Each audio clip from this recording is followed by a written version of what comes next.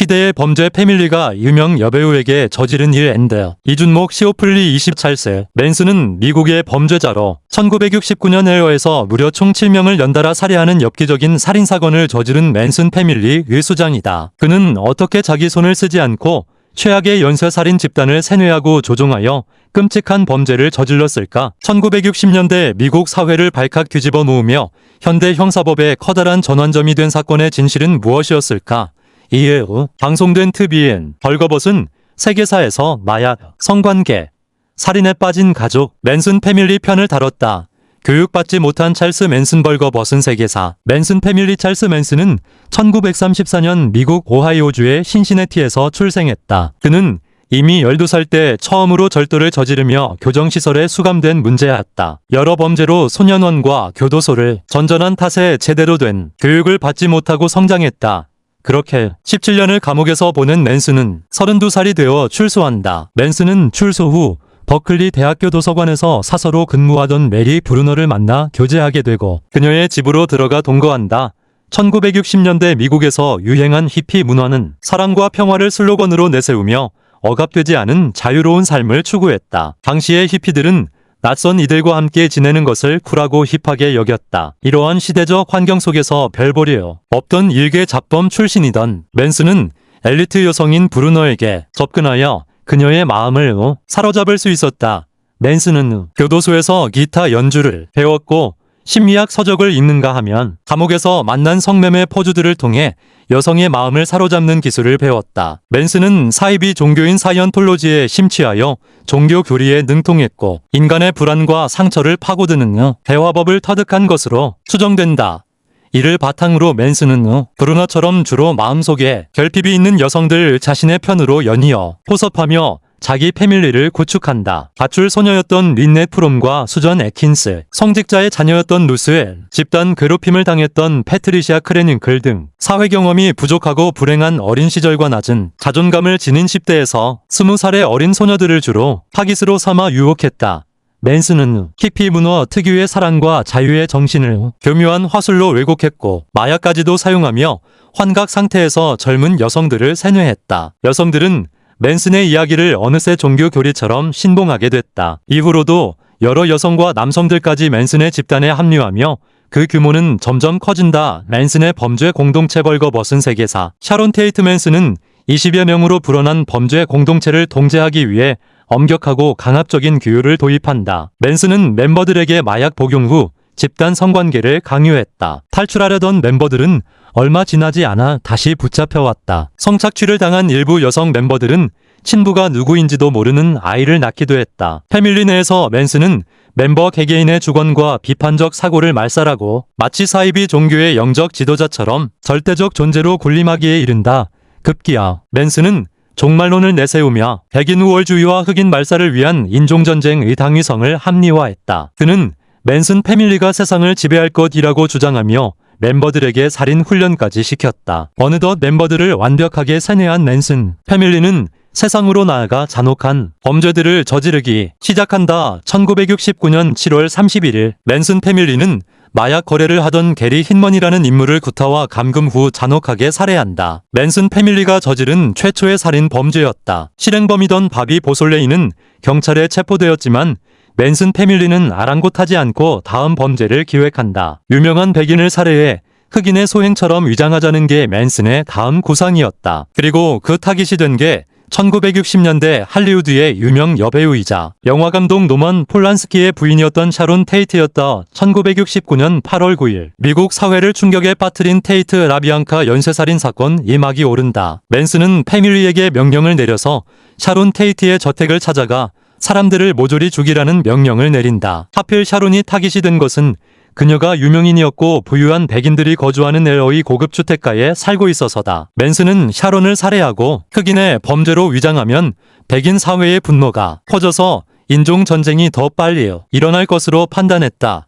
이날 샤론 테이트를 비롯하여 무려 5명이 피해자가 아무 이유 없이 잔혹하게 살해당했다. 당시 임신 8개월이었던 샤론은 마지막까지 살려달라고 간절하게 빌었지만 범인들은 오히려 욕설과 조롱을 퍼부으며 무시했다. 훗날 부검 결과 샤론은 흉기에 온몸이 여러 차례 찔려 과다출혈로 사망한 것으로 드러났다. 범인들은 샤론을 살해한 후 그녀의 피로 현장에 글씨를 남기기까지 했다. 맨슨 패밀리는 샤론 일행을 살해하고 24시간도 안 되어 10일에는 또 다른 백인 상류층인 라비앙카 부부를 자택에서 또다시 잔혹하게 살해했다. 정작 찰스 맨슨 본인은 그동안 패밀리의 살인을 지시하기만 했을 뿐 본인은 단 한 번도 직접 살인에 가담하지 않았다. 잔혹한 범죄를 저지르던 맨슨 패밀리는 정작 엉뚱한 곳에서 꼬리가 잡혔다. 사실 경찰은 초기의 수사에 난항을 겪고 있었다. 맨슨 패밀리는 데스밸리 사막의 한 목장에 은둔하며 무법자처럼 생활하고 있었는데 범행 약 한 달 후인 1969년 9월 살인죄가 아닌 국가기물 손괴죄와 차량절도죄 혐의로 급습한 경찰에게 체포당한다.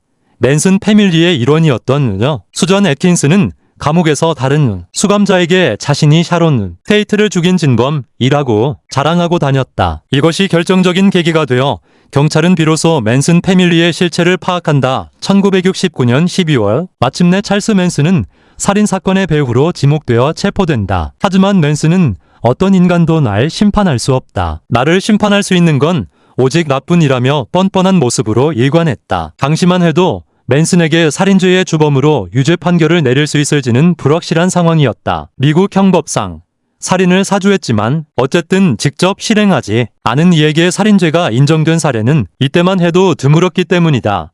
수감 중에도 찰스 맨슨의 광기는 멈추지 않았다. 그는 재판받는 와중에 돌연 연필을 흉기처럼 쥐고 판사를 향하여 달려들거나 스스로의 이마에 X자와 나치 문양을 새기는 등 온갖 돌발 행동을 일삼았다. 강한 과시욕을 지닌 맨슨은 사회의 법과 질서로 자신을 통제할 수 없다는 거 보여주고 싶어 했다.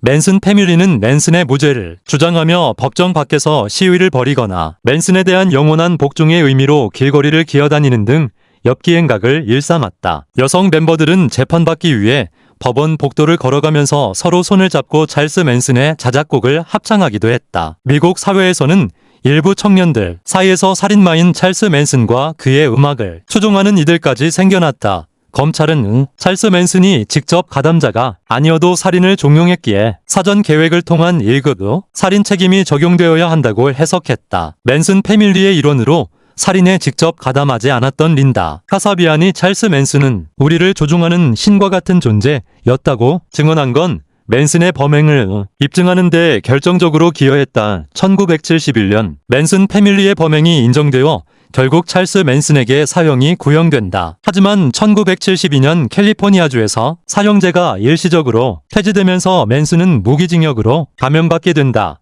맨슨이 감옥에 갇힌 이후에도 맨슨 패밀리의 광기는 멈추지 않았다. 1975년 9월에는 맨슨 패밀리의 일원이었던 린네 프롬이 찰스 맨슨의 사상을 알리기 위하여 당시 제럴드 포드 미국 대통령의 암살을 시도하다가 체포된 충격적인 사건이 일어난다. 프롬은 암살에 실패하고 종신형을 선고받았다. 맨슨이 세상과 단절된 이후에도 아직도 그의 추종자와 영향력이 남아있다는 것을 보여준 후 사건이었다. 맨슨은 감옥에서 여생을 보내다가 83세까지 장수한 끝에 2017년 사망했다. 평생 죽는 순간까지 그는 자신의 범죄를 한 번도 반성하지 않았다. 생전 언론에서 수차례 인터뷰를 시도했지만 그때마다 맨슨은 앞뒤가 안 맞는 궤변을 일삼거나 괴상한 표정을 짓고 춤을 추는 등 광기 어린 행각도 멈추지 않았다. 맨슨 패밀리 사건은 미국 형사법 역사에서 살인 배후자의 책임을 물은 중요한 전환점이 된 사건으로 남아있다. 이로 인하여 마피아 보스, 사이비 교주, 테러 집단의 배후 등을 처벌할 때 직접 살인에 가담하지 않았더라도 살인죄로 처벌이 가능해졌다. 동시에 세뇌당하기 쉬운 약한 자아를 지닌 사람들만 골라 자신의 범죄 행각에 이용했던 맨슨의 교활함과 광기는 인간이라는 존재가 집단 세뇌와 맹신 앞에 얼마나 취약할 수 있는지 경각심을 깨닫게 해준 반면교사로 남아있다.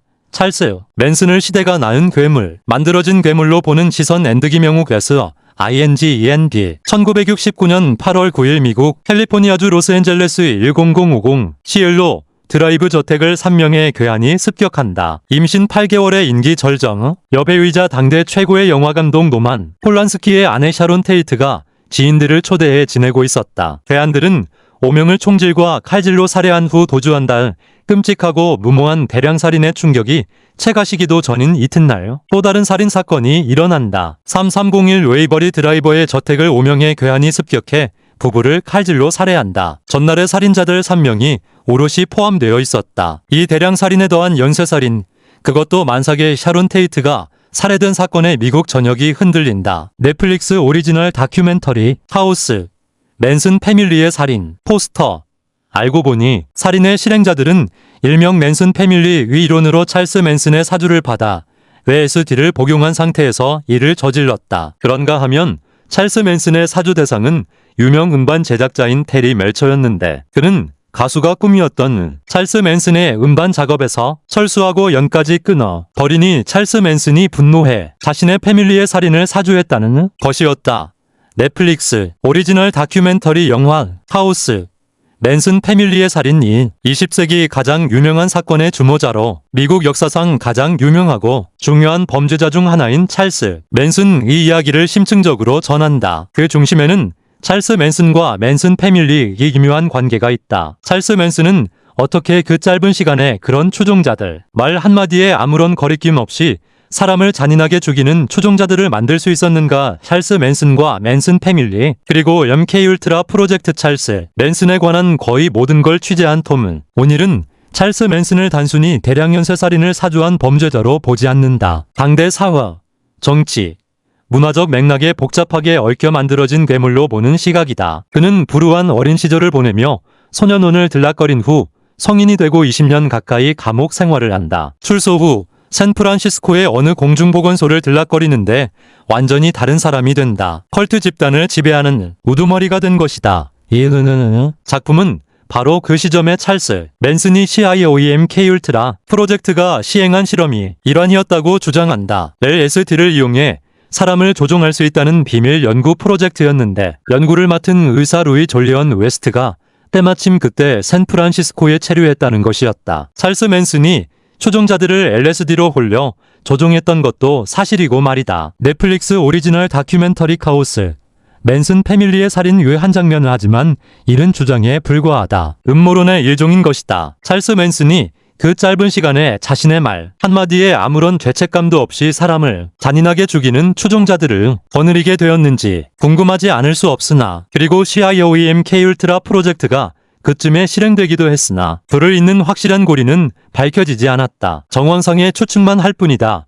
희대의 범죄자 찰스 맨슨을 개별화하여 바라보지 못하게 만들 수 있다. 거시적으로 접근하는 건 필요하나 그조차도 다양한 접근 방식 중 하나로 생각해야 한다. 그렇지만 이 다큐가 톰 오닐의 논픽션을 원작으로 하기에 그동안 접한 적 없는 자료들을 풍부하게 볼 수 있음에도 음모론에 입각한 주장에서 크게 벗어나기 힘들다는 약점을 노출시켰다.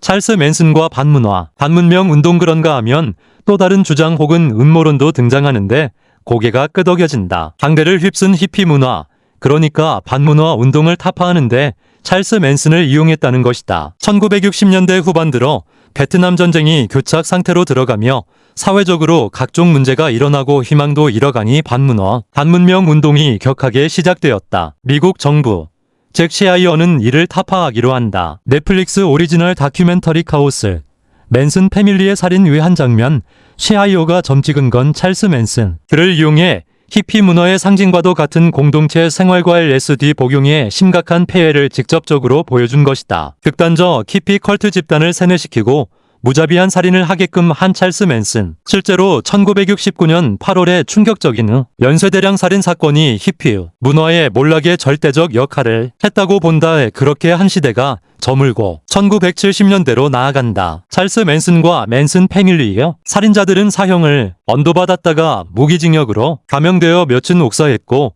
몇은 지금도 형을 살고 있다. 찰스 맨슨의 인터뷰를 보면 매우 예리한 모습을 보이다가도 제정신이 아닌 듯한 모습을 보인다. 맨슨 패밀리의 인터뷰를 보면 살인자들이나 밖의 사람들이나 찰스 맨슨에게서 벗어날 수 없는 것 같다. 찰스 맨슨은 시대가 낳은 괴물 또는 철저하게 만들어진 괴물일까? 시대의 조우에 미친 짓거리를 했을 뿐일까? 세상을 바라보는 눈에 따라 다를 것 같은데 중요한 건 둘 중 어느 하나만 꼭 집어 택할 수 없다는 것이다. 그는 시대가 낳은 혹은 만든 괴물이자 독특한 시대성의 조우에 자신을 있는 그대로 분출한 미치광이다. 만든 괴물이자 독특한 시대성의 조우에 자신을 있는 그대로 분출한 미치광이다.